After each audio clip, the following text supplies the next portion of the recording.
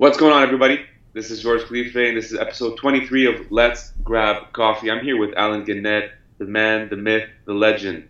Alan is the founder of TrackMaven, so it's an intelligence platform for marketers.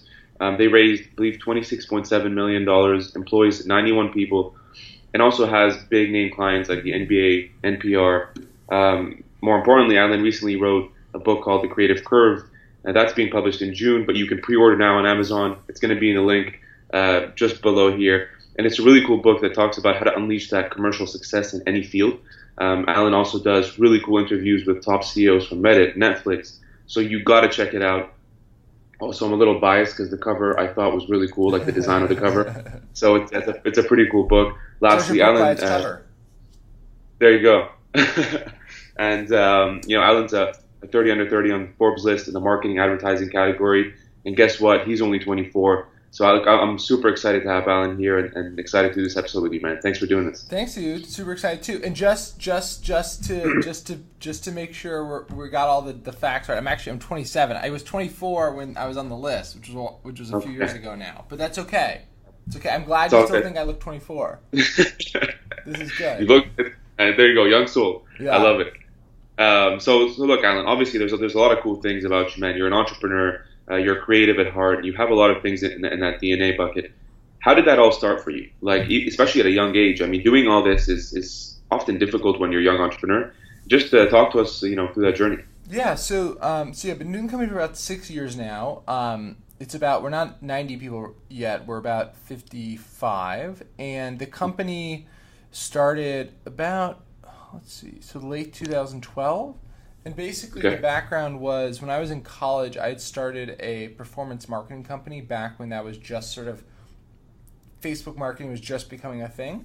And so I'd started that, and that got me really fascinated in the sort of world of like where data and marketing intersected. And so I was doing that, and then we sold that for a very small amount of money right around the time I graduated. And so I was trying to figure out what I wanted to do. And one of my friends had previously started this, public company. He was in his 30s. He started this company in his 20s that went public. And he was like, hey, why don't you come be CMO of my venture-backed startup? And I was like, sure.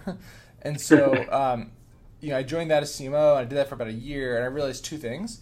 One, I don't like working for other people. Good to know. And then two is I thought that was really interesting. This was back in like 2011, 2012, how basically marketing was becoming so, like, there was so much data being spit off by marketing. I call it data exhaust. But most marketers don't want to become data scientists. They want to tell great stories. They want to be creative. They want to create amazing campaigns. And so I saw that there's all this value in the data, but yet no one actually wants to use it. And so my whole idea was, if you could become the data company for marketers, like the ones they turn to when they have questions about insights and they want analytics and answers, like that would be a hugely valuable role. And so the whole idea for TrackMaven was basically become that data layer for marketers, where we bring in all their data, we have visualizations, reports, and analytics, and then we also have consulting on top of it, where we'll actually help them mine the data for the answers themselves. So if they don't have like an analyst or something like that, we can actually help them. That's very cool. And did you find it difficult when you're starting this out? I mean, whether it was through raising money, whether it was through just employing and really growing your team. Obviously at a young age, you really have to sort of push with that needle. How did you sort of navigate with that and really solidify yourself in the entrepreneurial ecosystem? Yeah, so for me, I had the benefit of, I'd started a company in college, which wasn't a success, but I mean, we had like 5 full-time employees, we were bootstrapped, and we had a little bit of notoriety locally, and so there was some good awareness sort of locally about who I was, and I think that, at Georgia's, I'm just recovering from 3 days of being out cold. I was like dead with sickness, so this is like newly recovered me. There you go. Still a little. Just stop. Yeah, exactly. So just don't ask me to sign anything. And so, I had already had a little bit of reputation from that, which I think was really helpful, because I think one of the things most young entrepreneurs don't realize is that no one just invests purely on an idea. They typically invest also on the people. And so you need that either relationship or social credibility.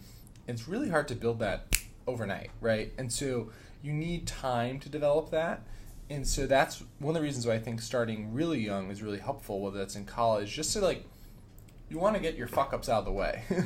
And you can use that time to sort of build your network, build your relationships, and like, so then when you're ready for the non-fucked up, like, startup, you'll already like have a lot of the things out of the way. Because my first company was like looking back, it was like, I'm glad we sold it when we did, because like it was never going to get big, ever. Mm-hmm. So interesting. And would you say, because you obviously have a very strong like personal brand online, like if you go on LinkedIn, and I think that's actually where we first met. You were doing these really cool videos. I'm like, who's this guy? Like you just pick the phone and you'd be like, hey guys, this is Kobe Bryant. I'm like, okay, I don't know who this is. I have to figure out who Alan is and get him on this podcast. But what's cool about you is you also have a very strong personal brand individually. You have a very strong personal brand for TrackMaven as a company as well. Did you always want to do that? Like, was this sort of intentional? Was it like, how did you navigate both? No, it's only been like last year really that I've been focusing on it. I think that marketing is changing generally, so I think people are less and less interested in buying from brands. So you see that with like, T-Mobile, it's a consumer company, and their CEO, John, is like the one who's like the face of the company. Like, he's grown his hair long, he wears these sort of rebellious jackets, like has this whole like swagger thing going on, and so like I think. Good, man. It's all good. Guys, by the way, this is how much I love George. I should be asleep right now, like in bed with chicken noodle soup. So I really. And so I think generally people want to buy from other humans. They don't want to buy from like a nameless corporate entity. And so I think just generally that's where we see marketing going. Like, we think executives need to like be on the forefront. We think your company leaders need to be the ones that are out there selling, advocating. I think Ryan Holmes does this really well with Hootsuite. You're Canadian, right? Yeah. Okay. Toronto. Okay. Hootsuite. That's like Canadian tech bingo. Yeah. Okay. So I think that's really important. And so generally I think that's where marketing's going. And so whether you're B2B or B2C, like in a world where reputation, trust, and authenticity are the key elements of marketing, I think you need to put the faces of your people front and center. And so we're trying to sort of, walk the talk. Walk the talk. So what advice would you, because, obviously, like I really understand that, right? Putting yourself out there and just not product pushing. I think what you're also saying is like, actually just provide good value versus like, hey, this is, our product, and let's assume what the consumer wants, and here's the stats about why our product and service is amazing. Like, you see that all the time in traditional marketing. But you raise a really good point for executives. It's really putting yourself out there and, storytelling your product, get people to resonate with you on a human level. Why do you think a lot of people are afraid to do that? Because that's one of the comments I get back as a feedback. Like, George, I don't want to put myself out there.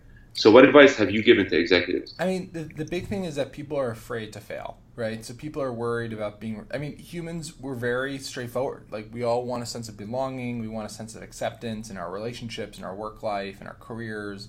We're very, very afraid of being rejected, of not belonging, of being shamed. These are all very powerful emotions. Mm-hmm. And I think you need to know that, like, everyone has those feelings. The people who you see who've done the things you want to do also had those feelings at one point. And the biggest thing you realize is that doing it is the only thing that gets you over it. And because, the first few videos you do, the first few public talks you do are going to be terrible. Like, they're going to be really bad. And then you'll go, look, I shouldn't do this. Like, I'm crap at this. But I can promise you the 10th one, the 50th one, the 100th one, they're going to be pretty good. And all those people you see, whether it's, think about even like someone you think of as like a super professional public speaker, like a Tony Robbins. Like, I guarantee he wasn't born out of the womb speaking like that. Like, he at some point, it may have been earlier than you, learned how to do that. But that's something that anyone with exposure and practice can get good at. Like, it's not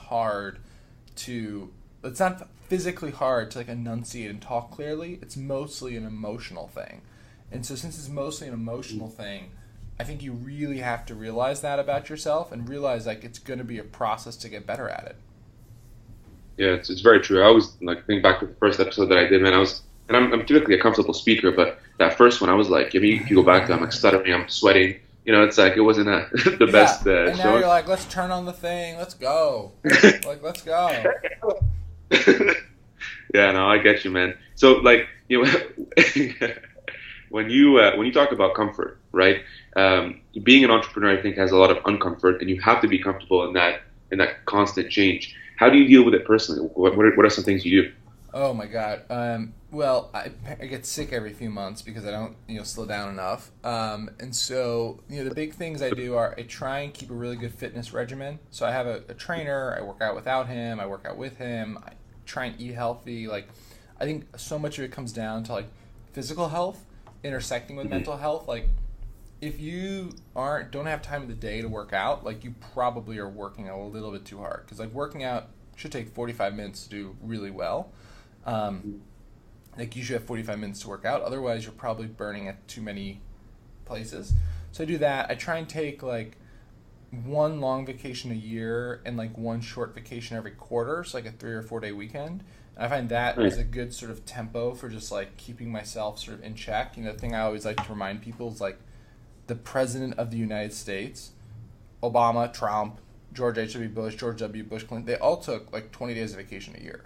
So that's the most intense job, right, in the United States. It has the most You're right. responsibilities, and like they take vacation. So like vacation's important. Like we've sort of we know that vacation is necessary to keep yourself at your highest productivity level. So I try and do Yeah. that, and then I also just try and keep a good like mental health regimen. So like that's like finding time by myself, reading. I go to a great therapist. Like I try and just generally surround myself with positive people. Like I think generally keeping your mental health in check is like super important when you're like going at sort of a high degree of effort, let's say. Yeah. No, and you're also a big dog lover, which I love, and obviously I follow you on Instagram, so I see I I have that a I have passion a with. very mischievous 4-year-old corgi who's like a total personality. He's like very cute, but then if he doesn't get what he wants, he like knows how to tell you, and so he's very rambunctious. I love that, man. I was also going to ask, because I think a lot of people watching this, they're in their 20s, they might be just starting their first venture, or it might be a second one, and they're thinking about raising funding. I've always had, I guess, especially in tech, there's always been this instance, especially now, people are more focused on the amount that you raise versus the amount that you generate. And I'm Lebanese originally Lebanese, and in the Middle East, if you just like talk about business 101, like if I told my cousins and family I raised $30 million pre-revenue, I always give a joke like my cousins would have a heart attack, but uh, so we're focused on the generating side, not so much on the raise. What advice would you give to someone starting out their business now in terms of raising funding? I mean, I think it's raise as little as you can, as late as you can, to build to in a way that's like makes smart growth. I mean, raising tons of money does make you grow faster, but it's whether or not that growth is too expensive or not, right? And so I think you really need to have a really great understanding of your unit economics and like what does the business look like with money, without money? What is the impact of that dollar going to be? Remembering Yeah, that most sales and marketing costs aren't elastic, so if you or are inelastic, and so the more you spend on sales and marketing, those costs are going to become less and less efficient. Like if you right now spends $100 to get a customer, if you want to 10x your marketing spend, it's not going to be $100 times 10. It's going to be maybe $200 a customer now or $300 because you have to use more inefficient marketing channels. And so I think it's having that really deep understanding of your unit economics and how that dollar impacts that. That's when you fundraise. interesting. Did you find it hard when, because obviously you raised from pretty good name VCs as well, and I think the total was 26.7, correct? I think that was A the little bit higher, but yeah. okay, which is interesting, and I'm sure you did it in tranches, maybe like a small seed. What was did you actually raise a initial seed or blood money as I Yeah. call it, family funds round? I raised, it wasn't family and friends, it was like more friends and angels, but I raised like $800,000 seed round and then a bunch more rounds. Sort of it gets complicated from there. Yeah, interesting. Yeah, it's because obviously I'm on the investment side of the industry too, and I see like the Series A, the Series B, the C, and those tranches sometimes complicate the cap table, and so for a lot of startups, they get too bogged down with like just raising money that they forget to execute. So Oh yeah, I mean, I don't think raising money is necessarily a good thing. I just think it's a thing you do. I think we happen to use it as like a sort of proxy for success because it's probably one of the few proxies we have for private companies, and we don't have many better ones. But it's not inherently a good thing. I mean, lots of companies raise lots of money and just use it to complete waste, and then they have all this, all these investors who they have to pay back. And it's a whole mess. So.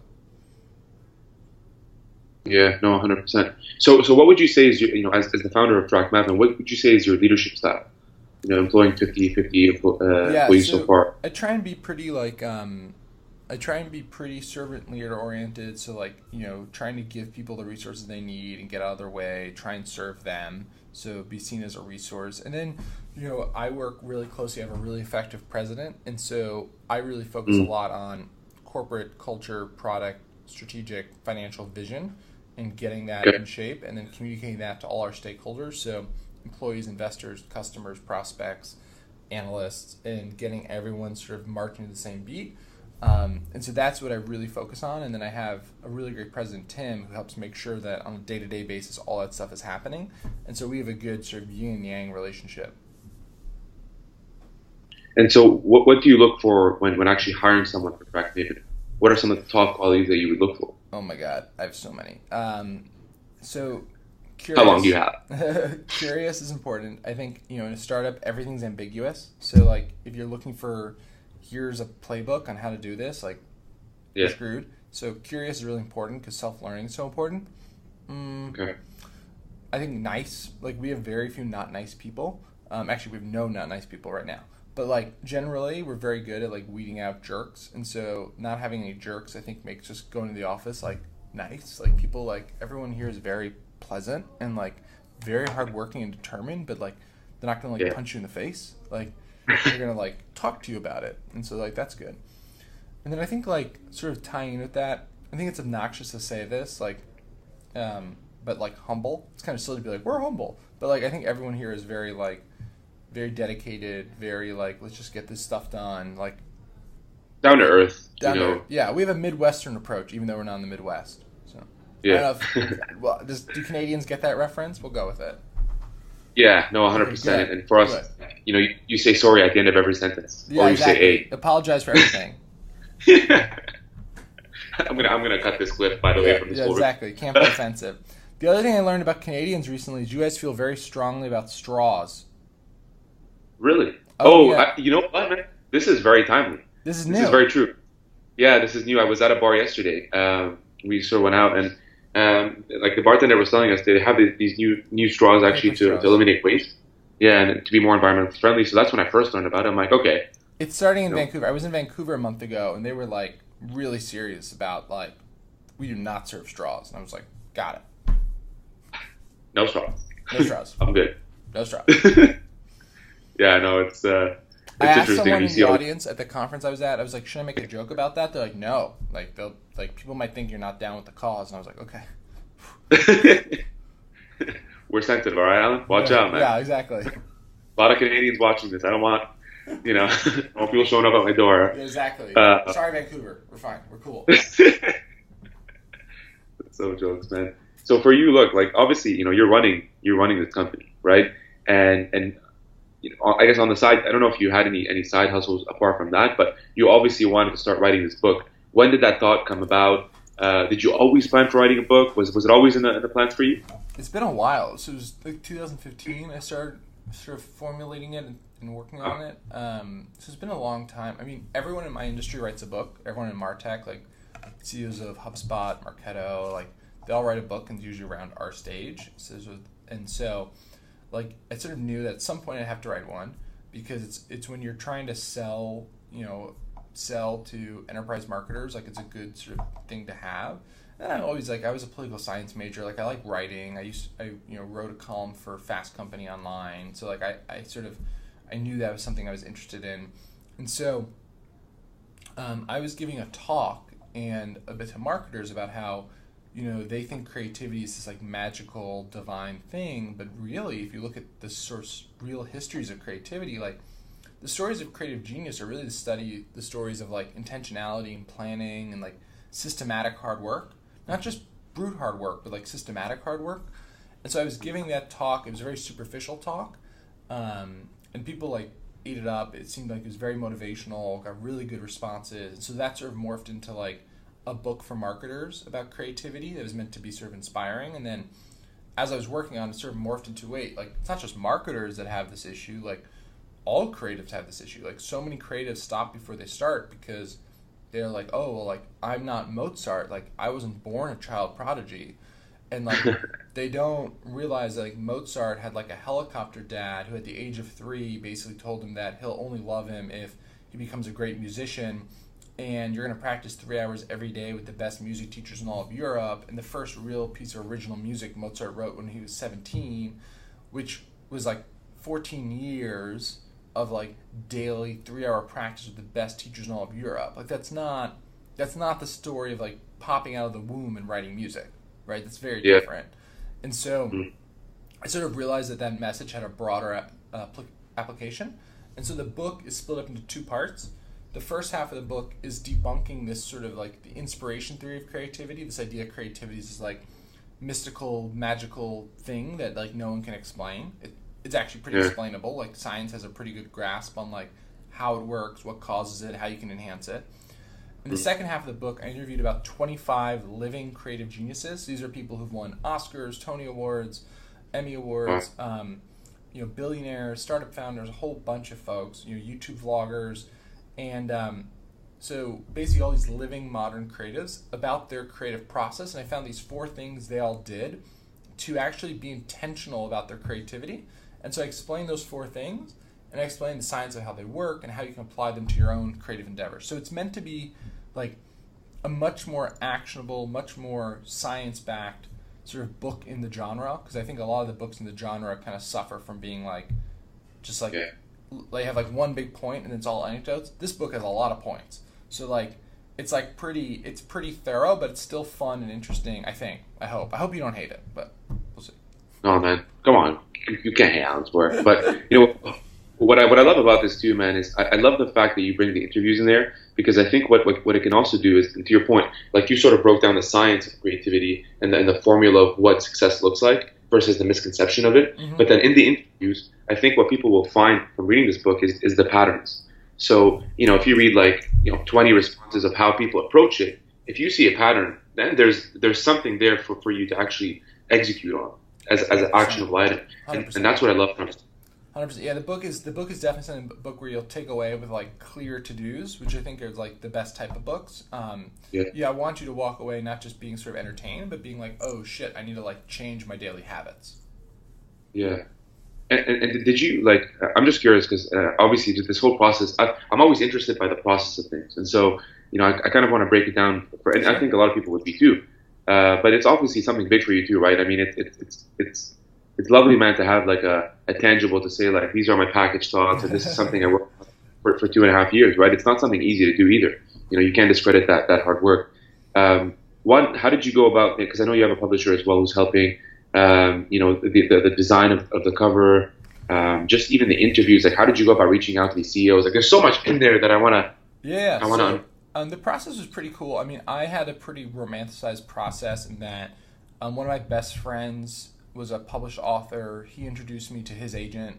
His agent's a really big deal in the business book world, and his agent really liked the idea very early on. And so I worked with him a lot on sort of shaping the early sort of book proposal and doing all that sort of stuff. And I took my time on the whole thing because I have a lot of stuff going on. So this was like a Sunday mornings and like airplane rides kind of project.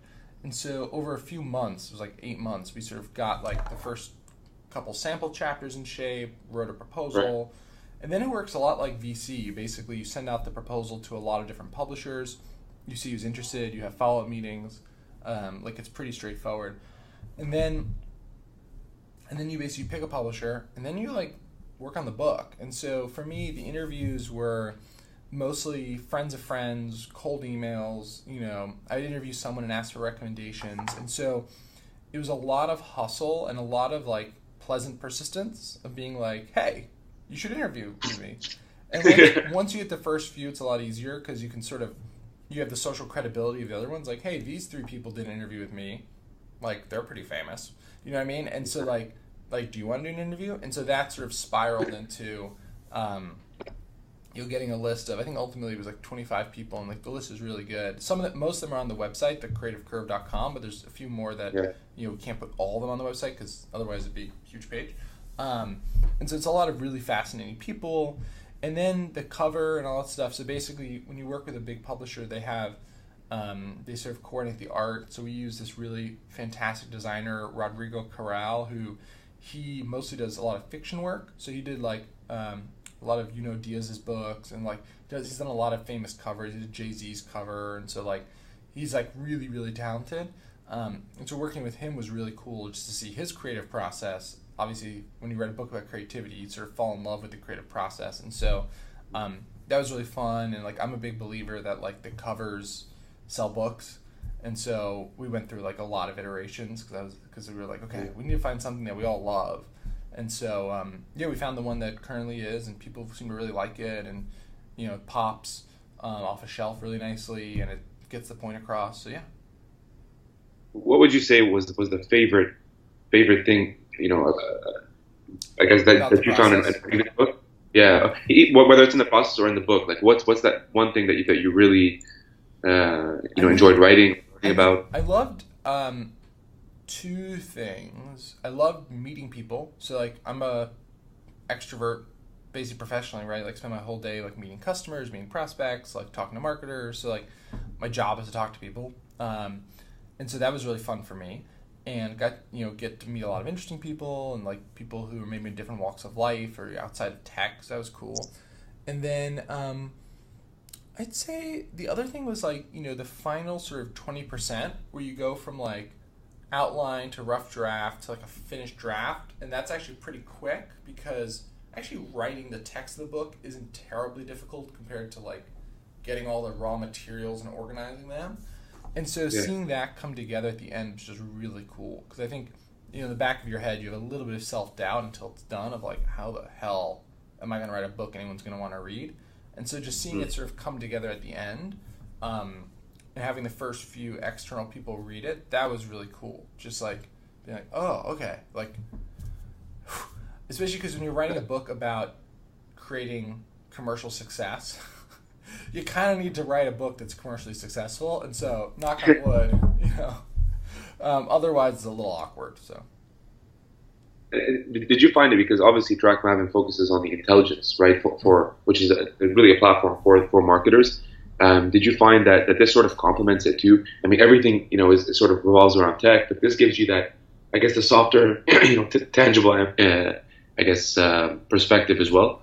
It's already been super helpful because, for a lot of our customers, they typically think of us as like the data guys. And like we want people to think of us as like, no, we're the data guys who help inform like your creativity. And so it's been really helpful to have like a really thorough perspective on creativity, and like just generally like having people turn to us for questions around creativity. Like that's a really useful exercise.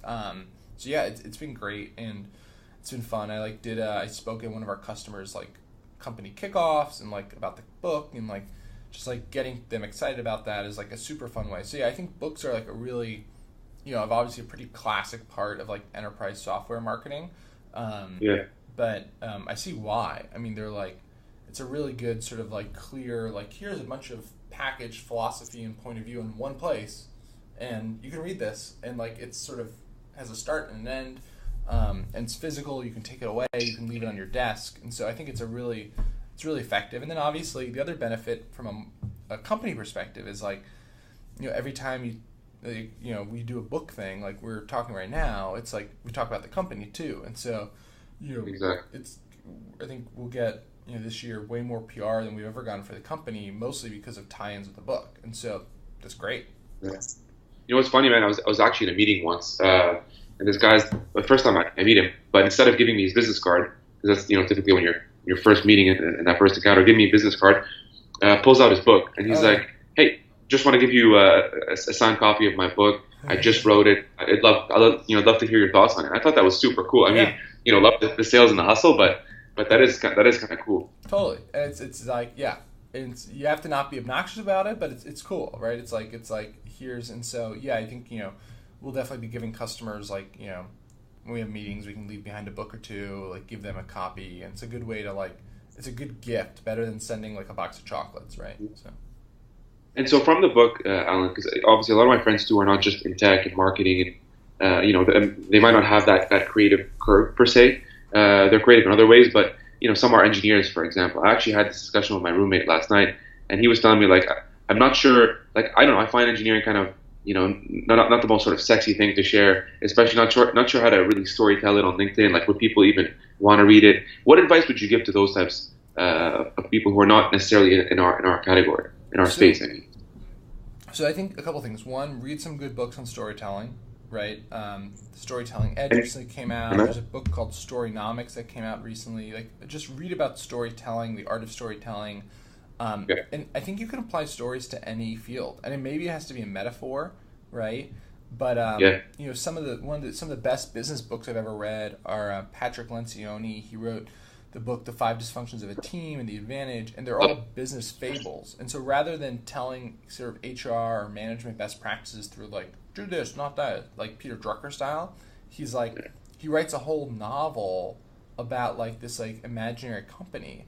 And it's like amazing because you're like, oh, like this is like, it's like fun and interesting and engaging, and he teaches through that.